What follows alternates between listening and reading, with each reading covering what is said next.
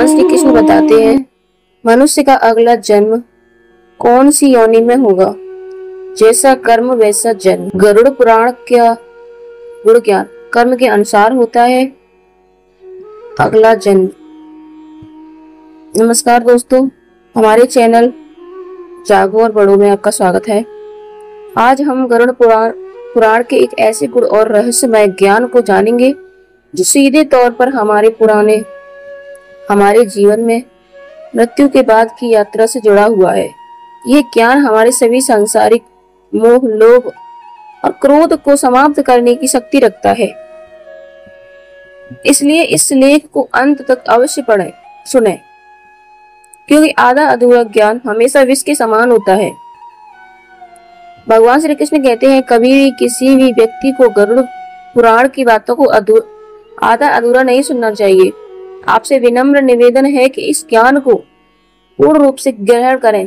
Comment में जय श्री कृष्ण लिखकर भगवान का आभार प्रकट ना भूलें। हिंदू धर्म शास्त्रों के अनुसार मृत्यु एक अटल सत्य है जिसे टाला नहीं जा सकता, लेकिन मृत्यु के पश्चात आत्मा की यात्रा कैसी होगी और उसे किस योनि में जन्म मिलेगा, यह पूर्णतः उसके कर्मों पर निर्भर करता है।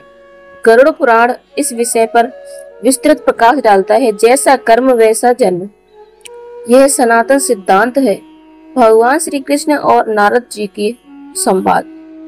एक बार द्वारका में भगवान श्री कृष्ण के दर्शन के लिए देवर्षि नारद उपस्थित हुए।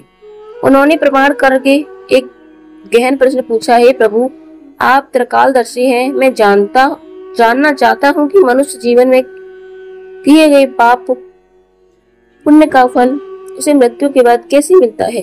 क्या पापी आत्मा को कभी मुक्ति मिल पाती है? भगवान श्री कृष्ण मुस्कुराए और बोले, हे नारद, तुम्हारा प्रश्न समस्त मानव जाति के लिए प्रशंसित है। मैं तुम्हें एक ऐसी कथा सुनाता हूँ जो गरुड़ पुराण पर आधारित है। इसे पूर्ण रूप से सुनना, क्योंकि आधा सुनना संस्कारी हो सकता है, संकटकारी हो सकता है। जो इसे पूरा समझ लेगा उसके सारे मोह माया के बंधन टूट जाएंगे। प्राचीन काल में दक्ष नाम का एक अत्यंत धनी व्यक्ति रहता था। वो स्वार्थी, क्रूर और अहंकारी था। उसने अपने माता पिता को घर के एक कोने में जानवरों की तरह रखा हुआ था। उन्हें भोजन तक ठीक से नहीं देता था। एक दिन उसकी माँ ने रोते हुए कहा, बेटा, हमने तुम्हें पालने में अपना सब कुछ त्याग दिया, आज तुम हमें इतना कष्ट क्यों दे रहे हो? दक्ष ने कठोर स्वर में उत्तर दिया, तुम दोनों अब मेरे किसी काम के नहीं हो। मैं तुम्हारा बोझ और नहीं हो सकता। उसका यही व्यवहार समाज के प्रति भी था। वह गरीबों को शोषण करता, जानवरों को सताता और झूठ छल से अपना धन बढ़ाता। अतः उसकी मृत्यु हो गई।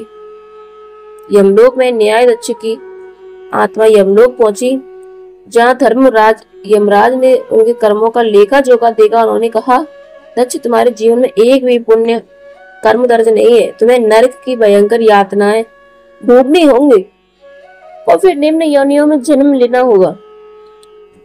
दक्ष को नरक के विभिन्न कष्टों से गुजरना पड़ा। अग्नि कुंड, निर्दोष जानवरों की हत्या के पाप के लिए शिला याचना, माता पिता के अपमान के लिए लोहे की शिला से कुचला गया, अंधकार यातना, गरीब के शोषण के लिए घोर अंधकार में डाला गया, भूख प्यास तड़पाया गया और पीने के लिए जहर दिया। उसके बाद उसे कई जन्मों तक निम्न योनियों, कीट, सांप आदि के रूप में जन्म लेकर अपने कर्मों का फल भोगना पड़ा। प्रायश्चित और मोक्ष का मार्ग कई योनियों में भटकने के बाद दक्ष की आत्मा ने एक गरीब किसान के घर जन्म लिया। इस जन्म में उसके सारे पापों का प्रायश्चित किया। वह माता पिता की सेवा, परोपकार और ईश्वर के भजन में लीन रहा। एक दिन भगवान श्री कृष्ण ने उसके स्वप्न में आकर कहा, तुम्हारे पुण्य कर्मों ने तुम्हारे पाप को धो दिया है। अब तुम्हें मोक्ष का मार्ग प्रशस्त हुआ है। गरुड़ पुराण की शिक्षा 5 पंच को निम्न योनि दिलवाते हैं।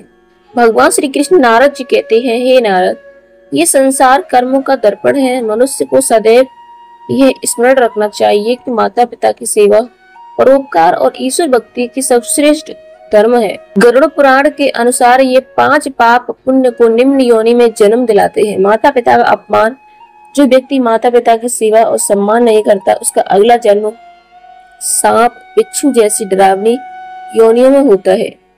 माता पिता के चरणों में ही स्वर्ग होता है। अहंकार और दूसरों का अनादर, जो दूसरों को नीचा दिखाता है और अहंकार करता है, उसे कुत्ते, गिद्ध आदि योनियों में जन्म लेकर अपमान सहना पड़ता है। अहंकार मोक्ष का सबसे बड़ा बाधक है। झूठ और धोखा, झूठ बोलने और धोखा देने वालों को तोता, मैना आदि बोलने वाले पक्षियों की योनि मिलती है, जहाँ उन्हें केवल दूसरों के शब्द दोहराने पड़ते हैं। चोरी और छल, चोरी करने और विश्वासघात करने वालों को जन्म चूहे, लोमड़ी जैसी योनियों में होता है, जहाँ उन्हें हमेशा छिप छिपाकर और डर डर कर जीवन बिताना पड़ता है। स्वार्थ और लोभ, अत्यधिक लोभ और स्वार्थ रखने वाले व्यक्ति को सुअर, कौवा आदि की जन्म में, जहाँ वह हमेशा भूखा, प्यासा और अतृप्त रहता है। गरुड़ पुराण हमें सिखाता है कि मनुष्य का यह जीवन एक अमूल्य अवसर है। मृत्यु निश्चित है, लेकिन मृत्यु के बाद केवल हमारे कर्म ही हमारे साथ जाते हैं। अंतिम समय में मन की शांति और ईश्वर के प्रति समर्पण ही मोक्ष का द्वार खुलता है।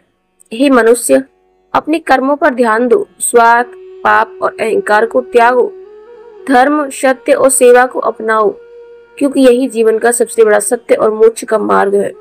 दोस्तों, उम्मीद है गरुड़ पुराण का यह ज्ञान आपके जीवन को सकारात्मक दिशा देगा।